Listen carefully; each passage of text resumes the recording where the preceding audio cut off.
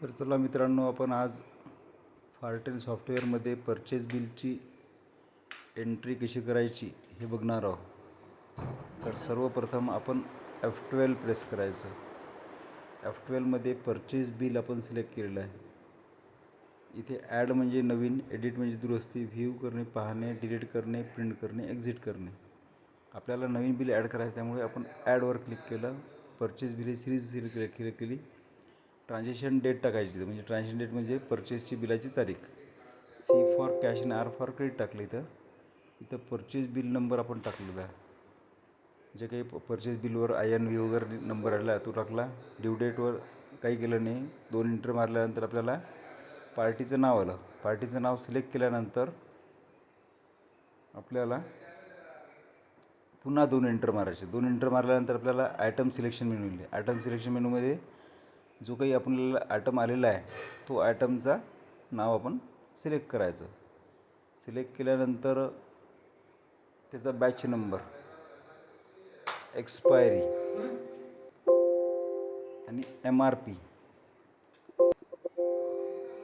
त्याचं conversion unit म्हणजे त्या एका स्ट्रीपमध्ये किती गोळ्या आहे हे टाकायचं आहे. नंतर टॅक्स सिलेक्ट केला, HSN नंबर लिहिला. PTR म्हणजे आलेला रेट, आपल्याला ज्या रेटमध्ये परचेसमध्ये आलेला तो रेट टाकायचा. इंटर मारायचा. हा स्क्रीन जायपर्यंत इंटर मारत राहायचं. नंतर क्वांटिटी टाकायची, किती स्ट्रीपमध्ये आपण क्वांटिटी टाकायची, आपल्याला फ्री किती स्ट्रीप भेटल्या, आणि इंटर मारत हे आयटम आपला संपला. नेक्स्ट आयटम आपण टाकणार आहोत. आयटम आपल्याला सिलेक्ट करायचा आहे. आयटमचे 2-3 अक्षर टाकल्यानंतर आपल्याला आयटम येईल. तर हा बॅच आपल्याला ऑलरेडी त्या बॅचचा एक आयटम आहे. या आयटमचा एक बॅच ऑलरेडी आहे. हाच जर बॅच आपल्याला टाकायचा असेल तर फक्त इंटर मारायचं आणि फक्त क्वांटिटी टाकावं लागेल. अन्यथा नवीन जर बॅच तयार करायचा असेल तर आपल्याला एस्केप प्रेस करावं लागेल. एस्केप प्रेस केल्यानंतर पुन्हा तोच batch number, expiry, MRP, conversion unit म्हणजे 82 रुपये 83 पैशामध्ये किती गोळ्या आल्या, म्हणजे तेच आपलं एका स्ट्रीपमध्ये किती टॅबलेट आहे हे टाकायचं. आलेला परचेस रेट टाकायचा. इंटर मारायचं. स्क्रीन गेल्यानंतर क्वांटिटी टाकायची.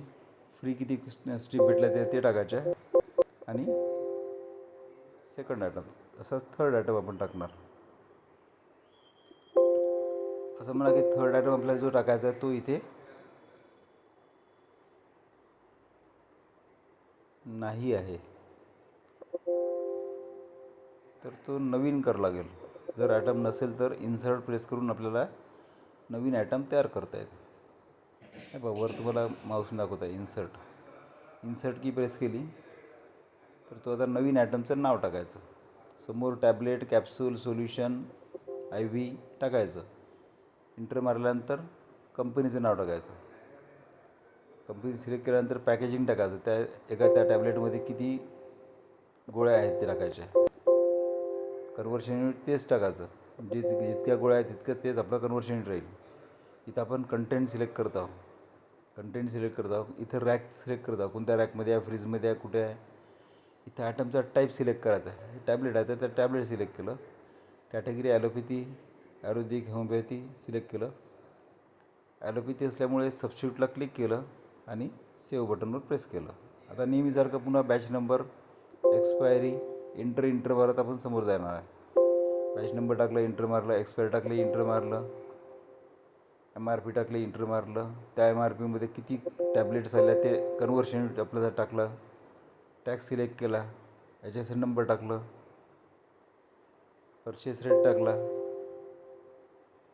आणि इंटर मारत आपण ओके प्रेस केल्यानंतर क्वांटिटी टाकायची आहे. त्यावर किती स्ट्रीप फ्री भेटल्या ते टाकायचं आणि झालं. चौथा आयटम असेल तर चौथा आयटम, जितके आयटम आहे तितके अशी टाकत राहायचे. जर आयटम संपले असेल तर एस्केप करून 2 इंटर मारल्यानंतर आपल्याला हा स्क्रीन भेटेल. एस्केप करायचं, फिनिशवर क्लिक करायचं, कॅल्क्युलेट टॅक्सवर प्रेस करायचं.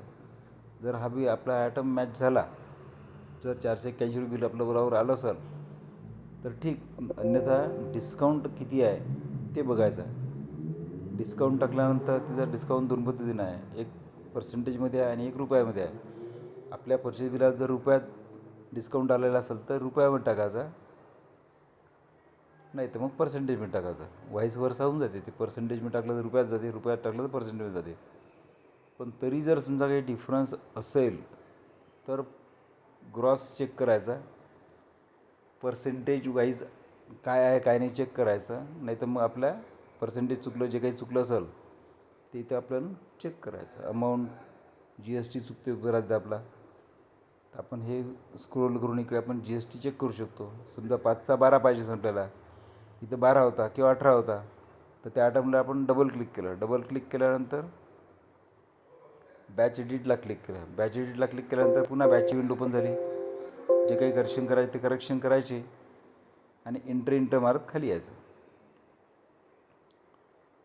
डायरेक्ट ओकेवर यायचं नाही, एंटर मारत खाली यायचं. पुन्हा एंटर मारत आपण ओकेपर्यंत यायचं आणि नंतर पुन्हा आपल्याला तो नवीन आयटम विचारेल. एस्केप करायचं, फिनिशवर क्लिक करायचं, कॅल्क्युलेट टॅक्सवर क्लिक करायचं आणि आपलं बिल मॅच होते का ते बघायचं. तुमचं बिल मॅच झालेलं असणार. अशा पद्धतीनं आपण परचेस बिलची एंट्री करू शकतो. जो काही बिल नंबर येईल तो आपल्या बिलावर, फिजिकल बिलावर लिहायचा आणि आपलं चॅप्टर क्लोज करायचं. धन्यवाद.